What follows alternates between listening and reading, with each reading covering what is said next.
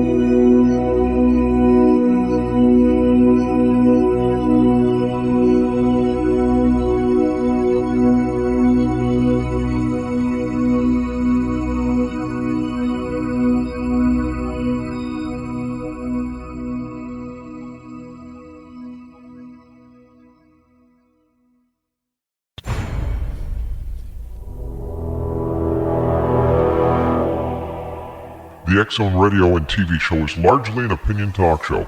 All opinions, comments, or statements of fact expressed by Rob McConnell's guests are strictly their own and are not to be construed as those of the X-Zone Radio and TV show or endorsed in any manner by Rob McConnell, Relmar McConnell Media Company, the X-Zone Broadcast Network, its affiliated networks, stations, or employees.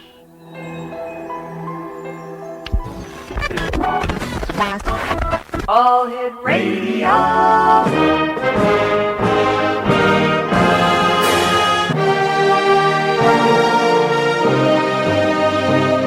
Welcome to the X-Zone, a place where fact is fiction and fiction is reality. Now, here's your host, Rob McConnell.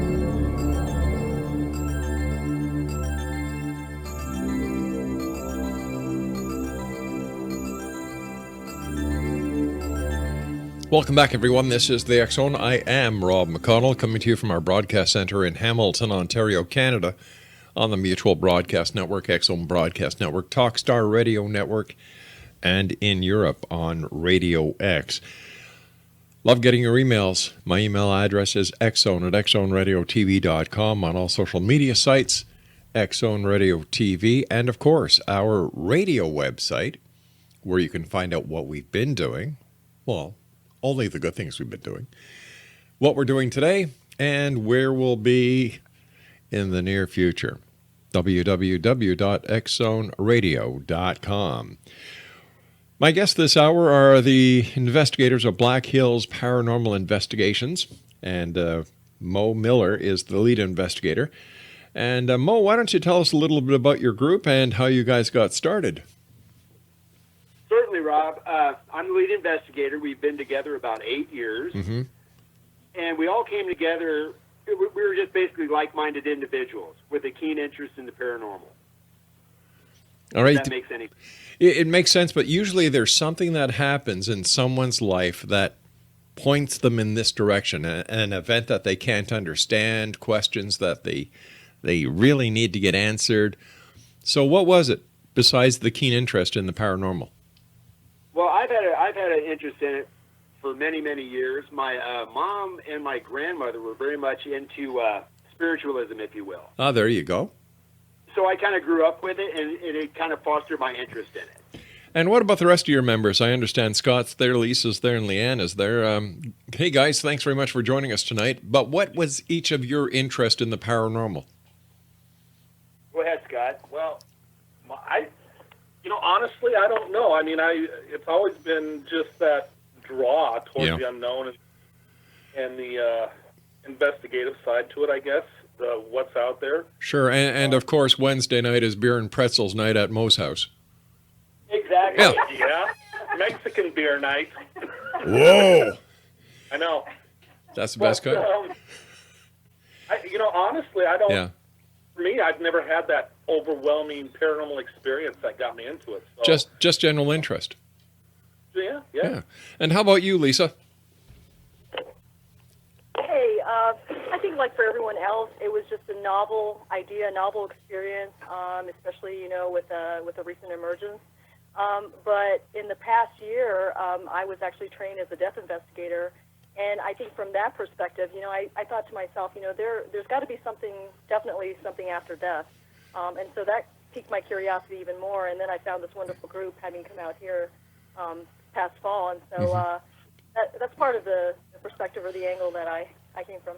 And last but not least, Leanne, what was your drawing? I grew up in a house that I had an experience in. I woke up. I know I wasn't dreaming. I was awake, and there was an old lady standing beside my bed, and I was bouncing up and down on my bed, screaming for help. And my mom had no idea that anything happened. There was a woman standing beside my bed. I'm sorry. We tried to keep my grandmother at home, but she had a habit of wandering, so I'm really sorry about that. Now, at least now I know where she went. Mo, how many... I'm sorry? Mo, how many investigations do you guys do a year? God. I'd probably say probably a couple dozen. Wow. We usually do a couple a month, and they're residential and commercial investigations. You and I... I'm sorry, go ahead, Mo. And one of the things that's a little different about us and other investigative groups is we don't advertise. Mm-hmm. Everybody calls us through word of mouth, and I think that kind of adds to the credibility of what we're trying to do here. Gang, we have to take our first break. We'll be back in a couple of minutes. X-Zone Nation, my guests this hour are Maurice Mo Miller. He is the lead investigator of Black Hills Paranormal Investigation. Scott is with us, Lisa's with us, and Leanne is with us. Now, if you'd like to get more information, their website is bhparanormal.com. And they're also on Facebook, /Black Hills Paranormal Investigations. This is the X-Zone. I am Rob McConnell. Once again, my email address, xzone@xzoneradiotv.com. And you can always go and watch the first season of the X-Zone TV show at www.xzonetv.com. We'll all be back on the other side of this break as we continue here in the X-Zone on the Mutual Broadcast Network, X-Zone Broadcast Network, Talkstar Radio Network, and in Europe on Radio X.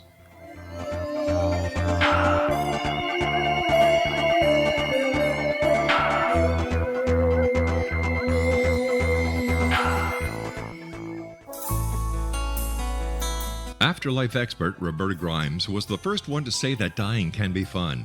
Now her best-selling book, The Fun of Dying, is available in stores worldwide. So if you wonder whether death ends life, how it feels to die, or what heaven might be like, The Fun of Dying was written for you. And if you have always been afraid of death, or if you worry that your life has no meaning, let The Fun of Dying ease your fears and bring new meaning to your life. Nothing said in The Fun of Dying is based on the teachings of any religion. Instead, Roberta draws on evidence to explain how death happens, how it feels, and what comes next. A lot of the best death-related evidence was produced in the first half of the 20th century. When it is put together with recent discoveries, it tells a consistent and amazing story. Roberta Grimes blogs and answers questions at robertagrimes.com. Her wonderful book, The Fun of Dying, is available on Amazon and at stores worldwide wherever books are sold. You're listening to the X-Zone Broadcast Network, www.xzbn.net.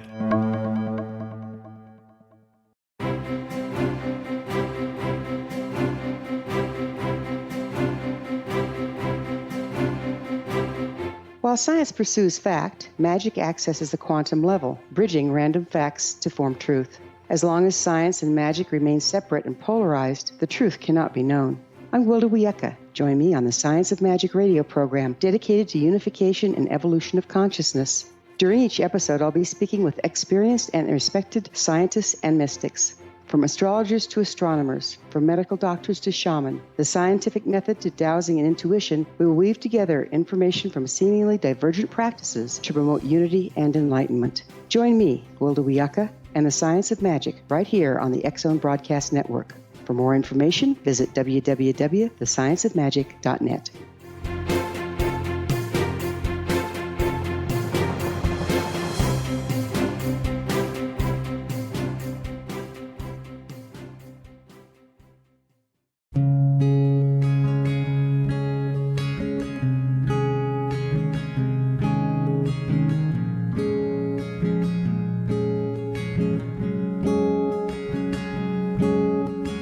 Linnea Starr began to demonstrate a metaphysical connection to the spirit world as a little girl.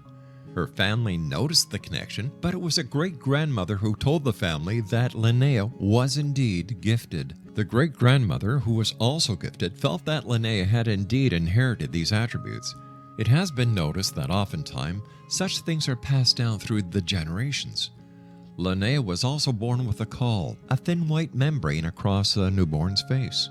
Legend has it that if the baby is born with this caul, the child will have second sight, or what we call psychic abilities. Linnea Starr does past, present, and future, and has the gift of prophecy. It is written within scriptures that if you are able to give factual information and prophecies indeed come true, the gift indeed comes from the divine realm. Linnea Starr does large interactive groups as well as private gatherings.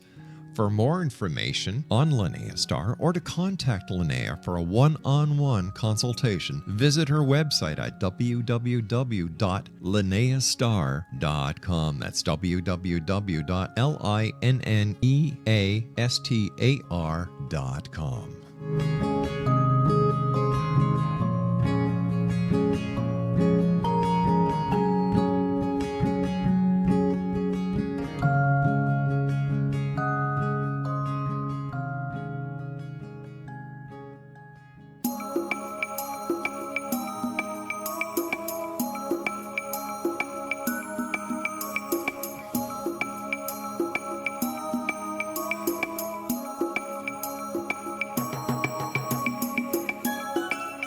Welcome back, everyone. We're talking to Mo, Scott, Lisa, and Leanne from Black Hills Paranormal Investigations. Their website is bhparanormal.com. And I have to ask you ladies over there, Lisa and Leanne, with the new Ghostbuster movie coming out that features 4 ladies and 1 male secretary, do you think that this is a sign of the times where ladies are going to be taking over the paranormal investigation world? I'm sorry, I'm not buying the ladies as the Ghostbusters. We are very good Ghostbusters, but no, I don't think. Everybody has something going on, and male, female, I don't think it really matters, but... Oh, wait a sec. You're saying male, female, it really doesn't matter? No, but Ghostbusters with ladies, I don't like it. Okay, let me ask the guys. Guys, 4 ladies being Ghostbusters and a male secretary, do you think it's going to have any effect on new people coming into the paranormal investigation realm? No. I think the movie will tank. No, I'm gonna be the party pooper. And on a serious note, we have 3 gals and 3 guys on the team. And here's talking about the movie. I know that, but here's an interesting thing. Sometimes when we investigate, if we just have the guys going out investigating, and then we come back to our command central, nothing may have happened. We send the ladies out and stuff happens. I think once in a while it's weird because it'll respond to ladies, or sometimes it won't. Do you think that's because ladies are more susceptible and more in tune with the paranormal? That might be, but what I really do think is I think a bunch of weird guys running around is a little bit more intimidating than ladies, if that makes any sense. Hey, listen, after talking to you people for nearly 20 minutes, it makes a lot of sense. And I also believe it's the spirit, too. too. I don't think it has anything to do with, do they care if it's female or male? Right. It just is how it probably responded when it was alive. I mean, if you're talking about maybe a woman that was abused, and she's that spirit now, of course she's going to respond better to the females. Where if it's, a male, generally it's going to respond better to the men in the group. Sure, makes sense. Not all the time. And a child could be both. I Yeah. mean, children are great as far as investigations go.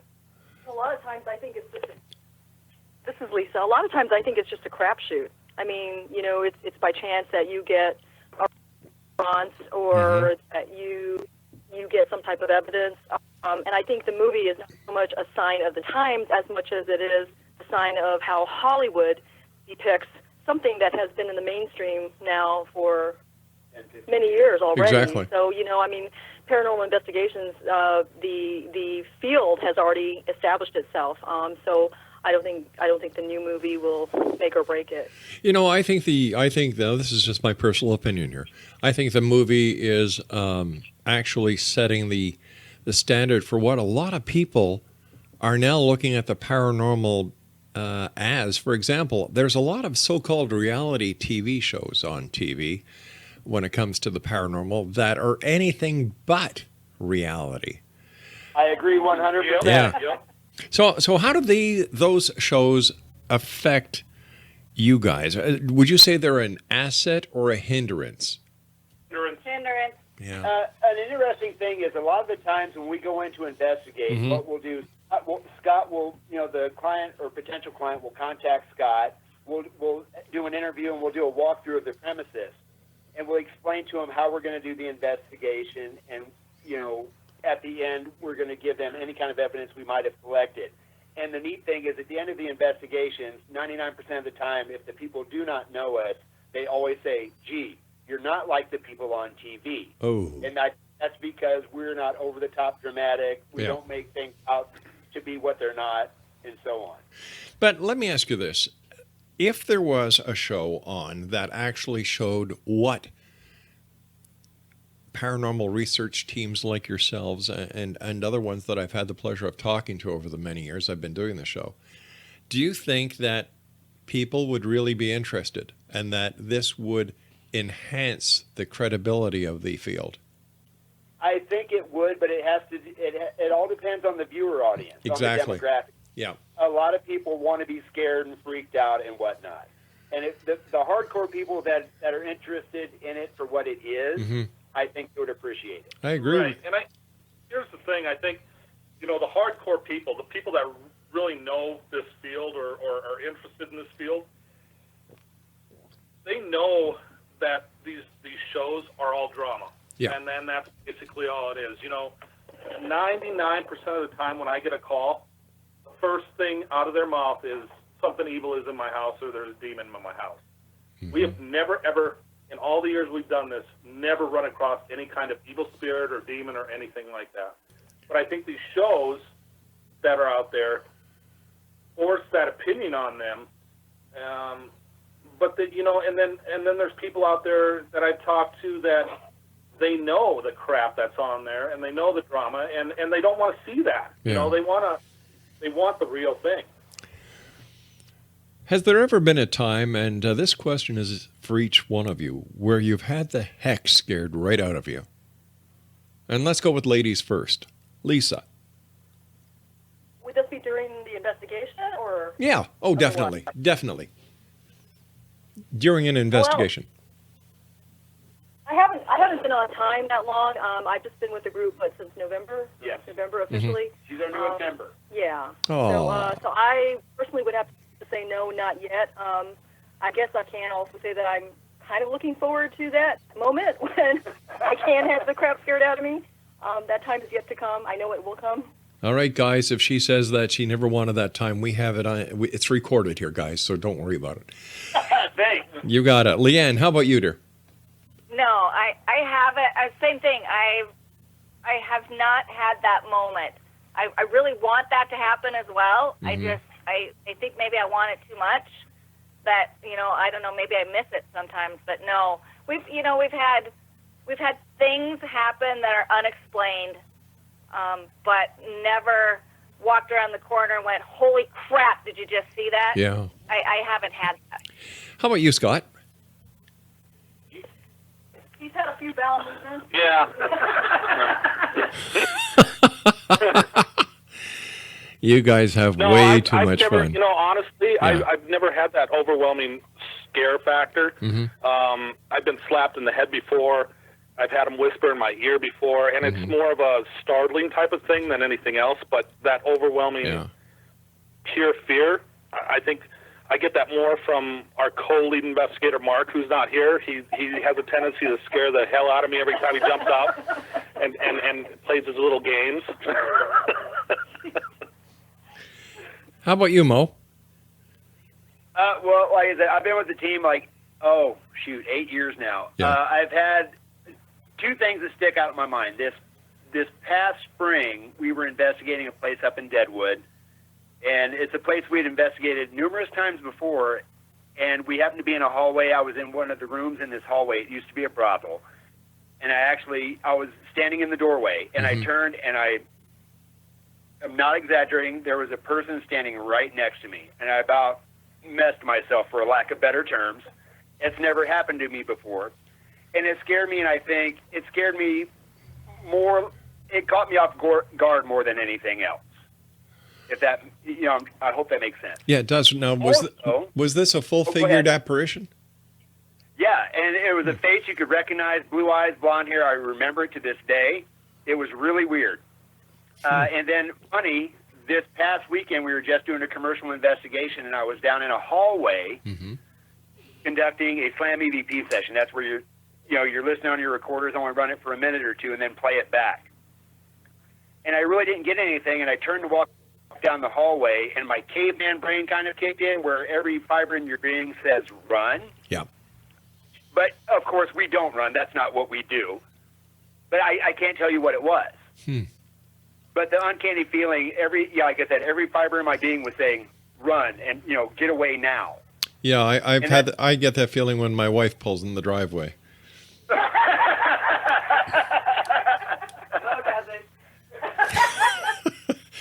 What's the all right? Commercial. Commercial. Is this a store or an office that people report paranormal activity in? Oh, this last one? Yeah. Yeah, it was a commercial business. I see. Okay. Why do you think ghosts hang around? It's funny you should ask that, because there's so many tales about unfinished business, and if you die in an unsuspected way, like in a car wreck or you're a murderer or something. I don't know, even all the years that I've been doing this, I can't tell you that's the exact reason. I don't know if there's a concrete reason for it. And I think it might all depend on, this is a hard one. I think it depends on energy, if that makes any sense. Sure. Do you think that Hollywood has a lot to do with how we perceive the reason why ghosts stick around? For example, in the movie Ghost with Patrick Swayze, he was sticking around because of the nefarious actions of his fellow worker, and then you had Goldie Hawn, who was the medium. How close do you think that movie was to the actual workings of a ghost and a medium? Who wants to take that one? Lisa's going to take this one. I'm going to take part of this. I think it has a lot to do with how perceive paranormal today. But when you think about it, since the history of human or men, or even prehistory, people have always wondered about, what happened to the souls, where they went. This goes all the way back to Plato, Aristotle. Even the scientists were thinking about this, before the 16th, 17th, 18th centuries. So this is something that isn't new. I think it's just changed. It's just morphed into something different with the advent of, broadcast, television, media. So, it's been around for such a long time, though. All right, we've got to take our news break at the bottom of the hour, gang. Please stand by. Exonation, we have Mo, Scott, Lisa, and Leanne from Black Hills Paranormal Investigations on the line with us now. Their website is bhparanormal.com. They're also on Facebook at Black Hills Paranormal Investigations. This is the X Zone. I am Rob McConnell. We'll be back on the other side of this news break. Don't go away.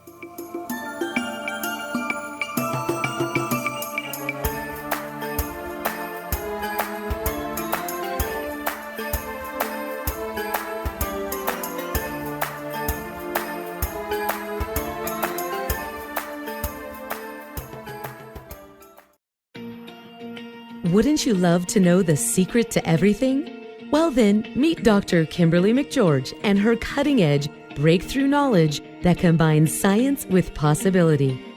Dr. Kimberly brings real-life answers and healing to those open to alternative solutions. She teaches solution-based programs and classes that will change all areas of your life forever. Specializing in conscious creation, intuitive readings, and energy medicine, you can rapidly shift health, relationships, business, and money and abundance challenges quickly. Receive her best-selling book, Secret to Everything, at no cost by going to secrettoeverything.com/X-Zone. That's right, transformation can start now. Just go to secrettoeverything.com/X-Zone and receive Dr. Kimberly's book for free. You're listening to the X Zone Broadcast Network, www.xzbn.net.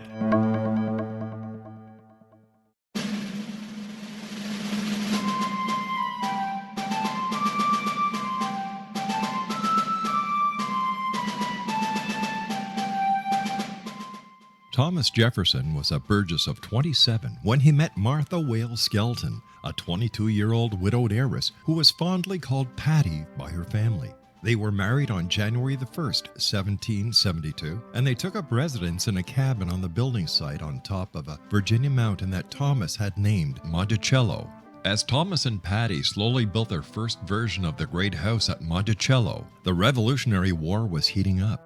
Patty, with difficulty, bore 5 children, but only 2 girls survived. Thomas's political career developed to the point where he was often away from home, but after he authored and signed the Declaration of Independence in Philadelphia, he resolved never again to leave his wife. He was elected the governor of Virginia, just as that state became the Revolution's last battleground. The Revolutionary War ended in 1781, and Thomas gladly retired altogether to my family, my farm, and my books. But Patty continued to want to bear her treasured husband a son, and late in the summer of 1782, she died of kidney failure at the age of 33, 4 months after having borne yet another girl. Thomas was so devastated by her death that he never remarried. He mourned her for the rest of his life, even as he helped to frame the peace in France and then became the first Secretary of State, the second Vice President, and the third President of the United States. This story is true. Thomas Jefferson was such an obsessive letter writer and record keeper that we know where he was and what he was doing nearly every day of his adult life. Every significant thing he says in My Thomas comes from his contemporary writings. My Thomas by Roberta Grimes is now available at Barnes & Noble, Costco, Target, Books A Million, Hudson Booksellers, Kmart, Walmart, Sam's Club, Walgreens, CVS, and online at Amazon.com. You can visit Roberta Grimes online at www.robertagrimes.com.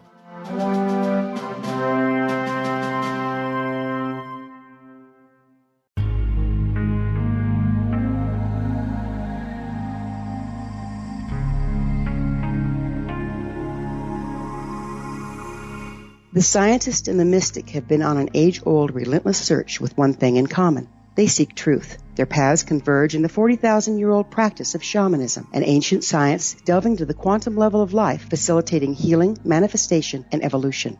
I'm Gwilda Wiyaka, the founder and director of Path Home Shamanic Arts School, a unique Colorado State-certified occupational school, training shamanic practitioners and teachers. We also provide classes for empowering personal lives through shamanism. Our certification classes are in week-long segments enabling international participation, and online classes and long-distance shamanic healing sessions are available. Come discover the science of magic in the limitless world of shamanism. www.findyourpathhome.com.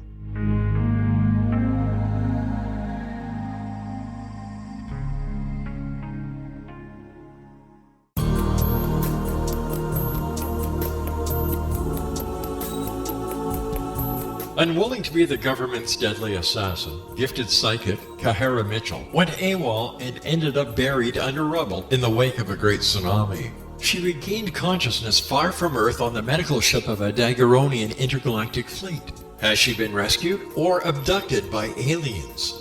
The Chalice of Carrie, Kahira O'Donnell's latest paranormal science fiction romance, is the passionate story of an Earth woman and her destined mates, twin kings from another galaxy.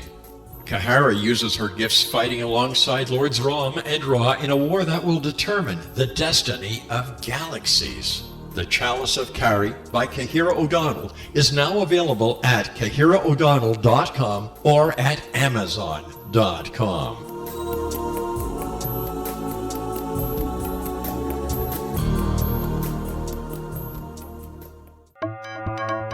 You're listening to the X Zone Broadcast Network, www.xzbn.net.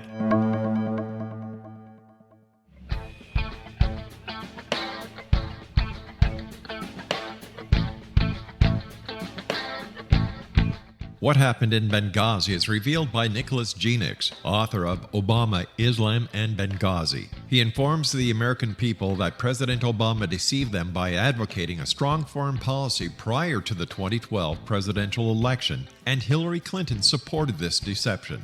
As the title infers, there is a connection between Obama, Islam, and Benghazi.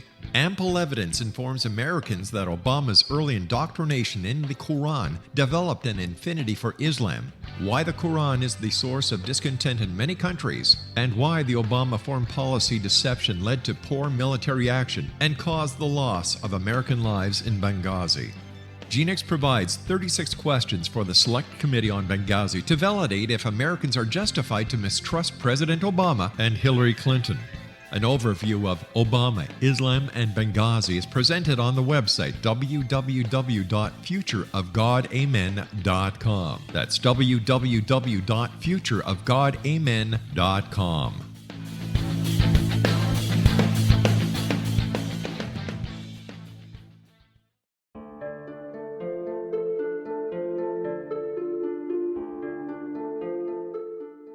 Annie Callahan, dedicated to negotiating a position for Earth within the Daguerreonian Coalition, had trained for 3 years to become an Earth ambassador. Yet, the very eve of her arrival at the capital ruling planet, she is claimed as destined mate to an oversized, mating-maddened vamp who swears he will never release her. Lord Aztaran, king of the Macian sector, has waited over 900 years for his destined mate. Having found her as an alpha vamp, he is unable to relinquish Annie, virtually holding her hostage until he can claim her. Yet Macians cannot survive without their mate's love. How could he strip her of her citizenship, her ambassadorship, and her freedom and expect to win her heart? With All That I Am by Kahira O'Donnell is the latest book in this exciting series, The Daguerreonian Chronicles, guaranteed to keep readers coming back for more. With All That I Am by Kahira O'Donnell is available on Amazon.com and KahiraO'Donnell.com.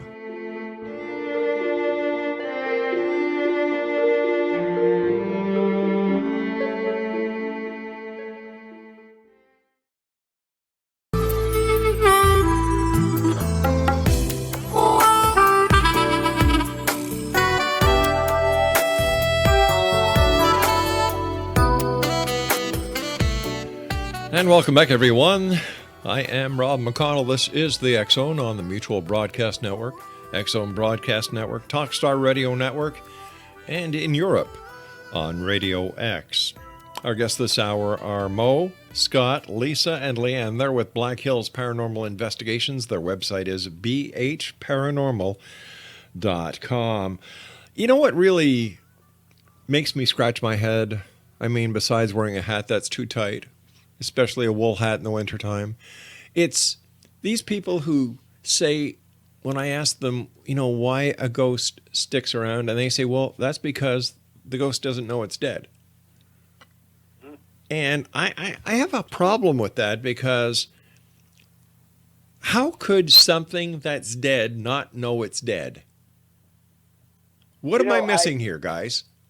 I agree with you completely, because if I'm walking around and no one is interacting with me, obviously something is wrong here. Well, obviously you don't work in radio. That's very normal around here. But yeah, you're right. Like, can you just imagine getting up, nobody pays attention to you, and you go to the washroom and you wash your hands, you look up in the mirror, there's nothing there. You're not hungry. Like, how does this make any sense? Well, here's the thing. Okay. We did an investigation in Deadwood last year, and I think I was the only one here now that was on that investigation. And we do a thing where we have a flashlight, and they can answer yes or no questions through a flashlight by turning it on and turning it off. And what we found out from this particular spirit was he still saw Deadwood as 1870. He did not see it as 2015. And everything that he saw basically was what he originally built and what he originally had there. He was aware that there were people that would come into his house, and he still considered it his house. So I'm kind of on a different level with that. I do believe that, let's say that if you pass way fast in say, a car accident or something like that, that it is possible that you may not know that you've passed on. I know that sounds a little weird. Well, you know what? I can understand it where there's an imprint, because we're energy, that within the electromagnetic field that we could actually cause an imprint. And we've seen this, in the olden days of tape recordings, whether it was cassette or reel-to-reel. If you didn't bulk erase it good enough, you would hear ghost images in the back from the previous recording. But if you're killed in a car accident, why would you be wondering what happened? Well, and those would be residual energy forces. Those wouldn't necessarily be the intelligent ones that we deal with, as far as the ones that interact and give you answers on a recording or whatnot. So, with something like that, then you're leaving behind energy that stays around. And that's the imprint right there. And Scott brings up a good point, and it made me think of this just now, Rob. A lot of people think they have demons or some kind of malicious entity in their home. And with Scott saying maybe, and this is just me throwing this out there, but maybe whatever's out there, has passed on, and it doesn't realize that, and it's confused. It's angry, so it's doing things to get somebody's attention or just acting out, if you will. Yeah. And I think people perceive that as, oh my God, it's a demon in my basement or what have you. All right, I that makes sense. But listen, let's talk about historical hauntings, because they really intrigue me. Now, you talk to anybody who's gone to Gettysburg, and everyone can tell you a ghost story. But my question is, I have never had anyone on the show in the years I've been doing this who has talked to me about a cavalry First Nation battle where ghosts are all over the place. It seems that the majority of the ghost sightings are during the Civil War, and I was wondering if you guys had any idea why that was. Well, that's a good question, and I think, most of your paranormal group, and it has to do, once again, with population centers, are more on the eastern seaboard. Actually, just let me interrupt you there. Last month, I must have had at least 15 to 20 different groups from Arizona, Wyoming, Utah. Wyoming? Yeah. Ah. And I talked to them, and they would talk about the prospectors, the hotels. Right. But once again, when it came to any Native Americans that lost their lives, or members of the U.S. Cavalry that lost their lives, nothing. Oh. Okay. As far as I'm concerned, there's a couple reasons. And I'm throwing this out there, is maybe, the Native Americans or your First Nation people for the Canadians. Yeah. First of all, they're not real fond of, your Caucasian people, your Europeans. Right. So maybe that's one of the reasons they might not interact with you. But a funny thing, years ago we investigated a home on the west side of Rapid City here, and we did get an EVP, and it was not Lakota Sioux. It was Nakota with an N, and that's farther north, like North Dakota. Right. And we know a Mr. Ernie LaPointe. He's legitimately a grandson of Sitting Bull, and we had him listen to it. And what it was saying, because we walked in and said, "Hey, I'm Mo, what's your name?" and on down the line. And the response we got in this native language was saying, "What do you mean?" That's kind of interesting because it actually answered us. But come to find out, on farther west of town here, they actually had an internment camp when they were rounding up all the indigenous peoples. Oh, wow.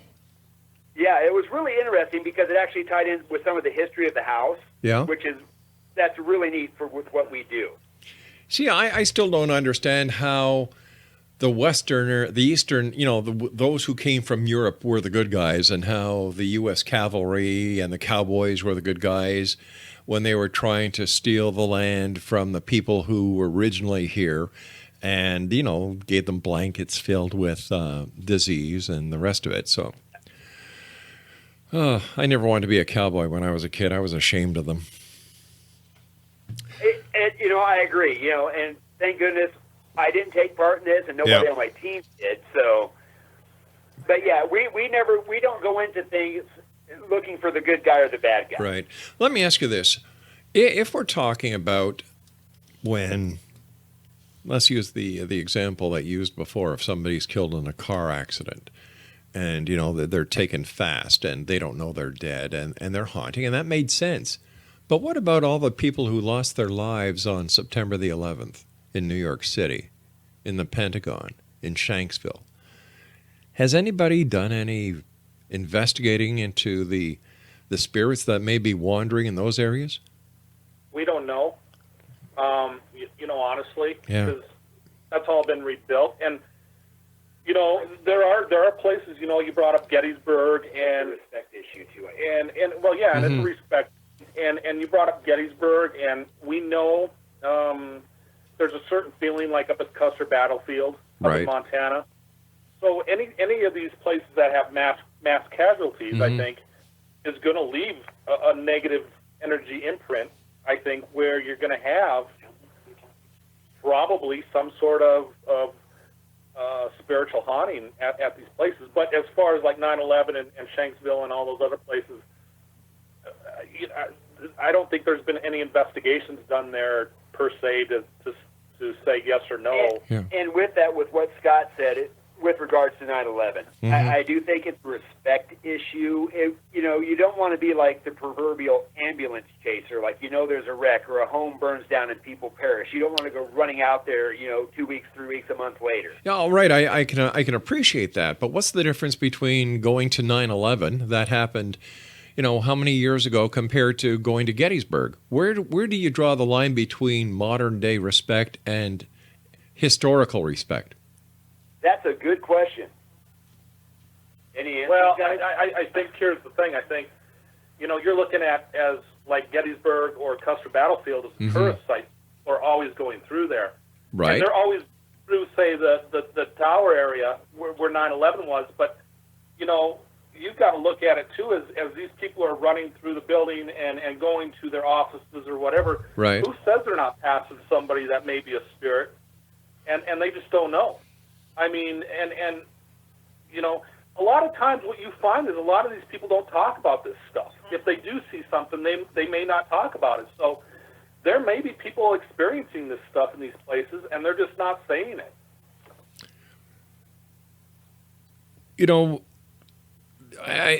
There's a big part of this industry that seems to be a little disrespectful at times. I agree. And what can we do? And I'm talking about the collective we here. What can we do to change it? If you four could make positive changes in the methodology used by paranormal investigators, what changes would they be?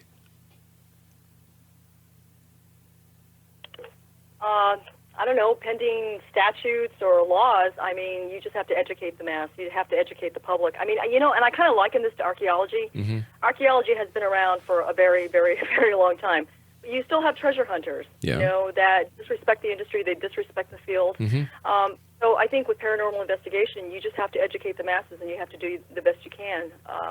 But like I said, you know, go ahead. you know, wouldn't that be, you know, like, wouldn't that be up to the people who are responsible for the way the paranormal industry is perceived by the masses right now? Shouldn't that be done through these television shows that are on air with that actually teach respect when it comes to doing this work, instead of sure, yelling at there's ghosts? social Yeah. responsibility, but you know, being in the media yourself, you know what draws. You know what the bottom line is. Well, sure. If you it know, don't bleed, it don't lead.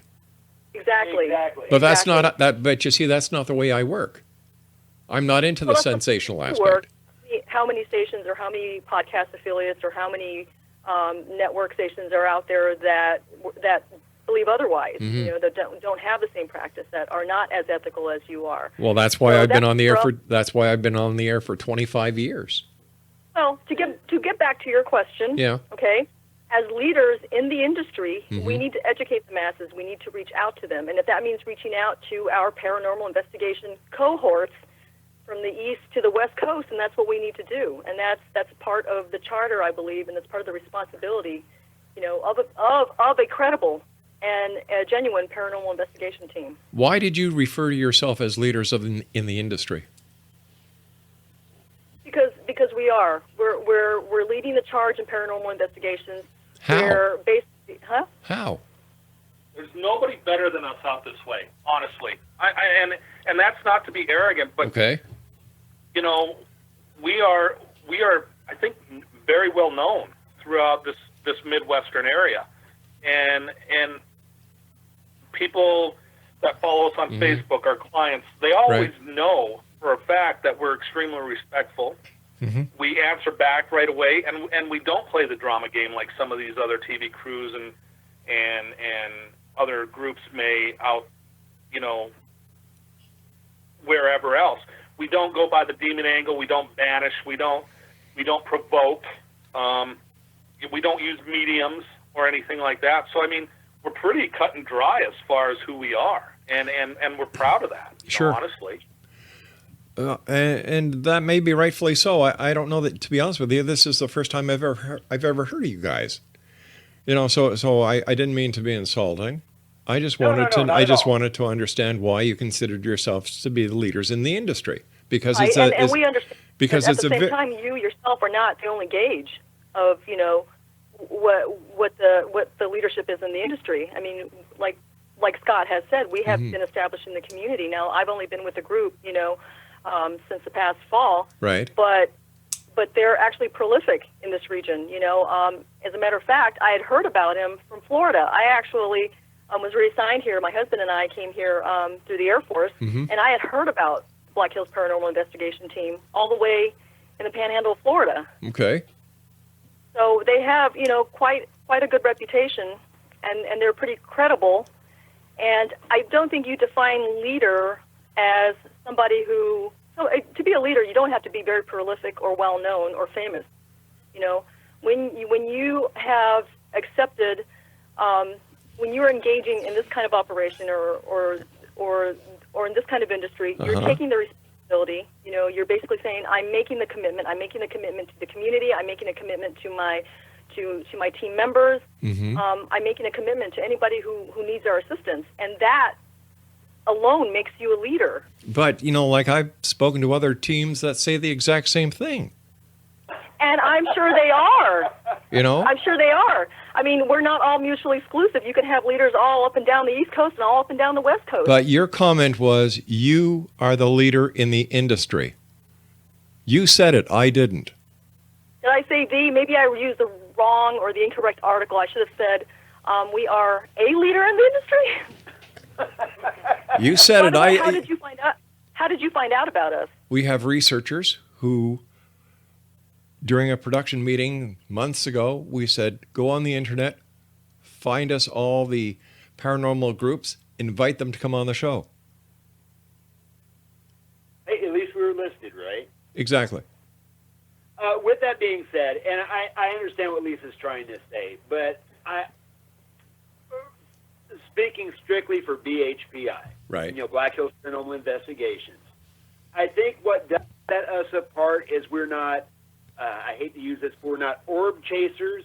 If you call us, we are not coming in to prove a haunting. We are doing the polar opposite. We're going to try to find reasons why your house or your business is not haunted. We're looking for natural explanations, because so many people are caught up in the media with the TV shows and stuff. Every bump in the night, every shadow they see is their dearly departed Aunt Martha coming back to visit them, and that is not the case. And in the majority of our investigations, we can actually come up and show you what's going on. It might not necessarily be paranormal. We have to take our final break, guys. Please stand by. X-Zone Nation, Scott, Mo, Lisa, and Leanne from Black Hills Paranormal Investigations are with us this hour. Their website is bhparanormal.com, and we'll be back on the other side of this break as we wrap up this hour here in the X-Zone from our broadcast center in Hamilton, Ontario, Canada. All right, here's the question. Are you believers or are you skeptics? Send me an email, xzone@xzoneradiotv.com, and we'll all be back. Don't go away.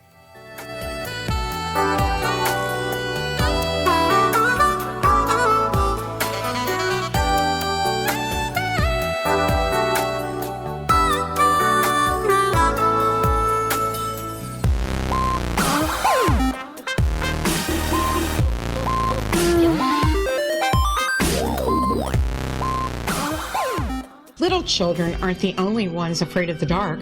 Millions of soldiers return from war zones with PTSD, anger, frustration, fear, and loneliness, much of which surfaces during the darkness of the night.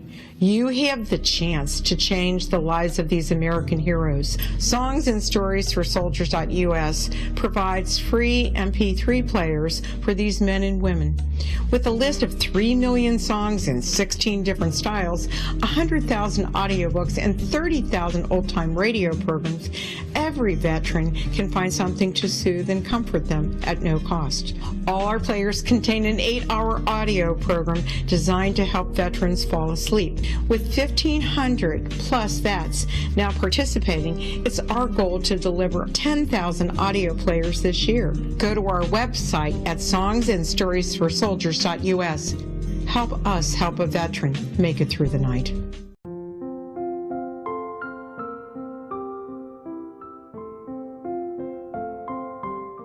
I am Dr. Carl O'Helvey, founder, president of a new cancer foundation focusing on evidence-based physical, mental, and spiritual interventions, including natural cancer cures, prayer, meditation, affirmations, nutrition, and other related holistic cancer prevention and cure modalities. These are used in cancer education, research, and financing care. I ask for your help to continue this important work by donating at www.holisticcancerfoundation.com.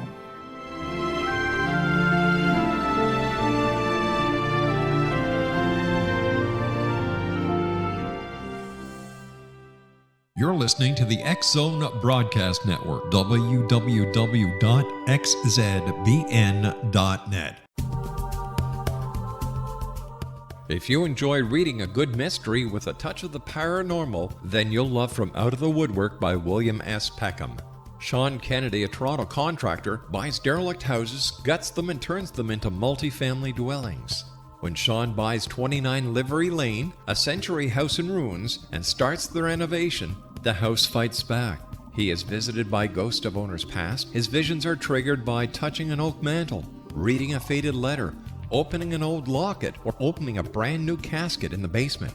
These visions will take you on a trip across southern Ontario from Niagara Falls to Toronto to Kingston. From Out of the Woodwork is now available in paperback and on your favorite electronic reader.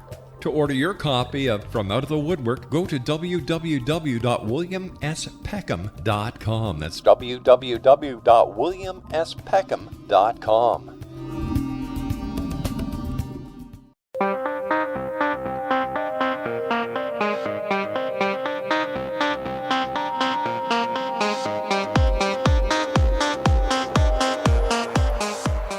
You know, during the commercial break, I was chatting with Scott, Lisa, Leanne, and Mo from the Black Hills Paranormal Investigations. By the way, their website is bhparanormal.com. And you guys were saying at the beginning of this year, there were a lot of demonic cases that people called you about.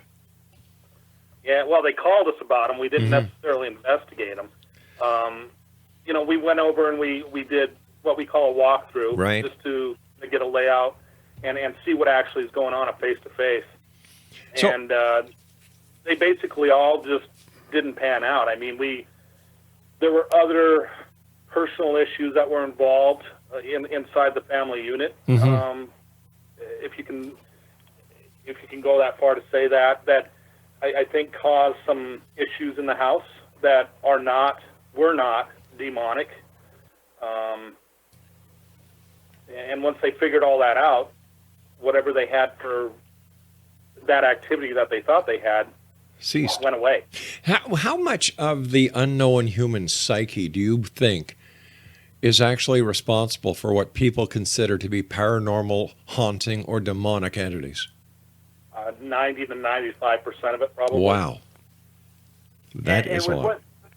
And with what Scott said, as far as demonic and malicious stuff, like I said, I've been doing this for 8 years with BHPI, and so I've been doing it for a total of 9. I was with another team for a year before I came on with BHPI. Right.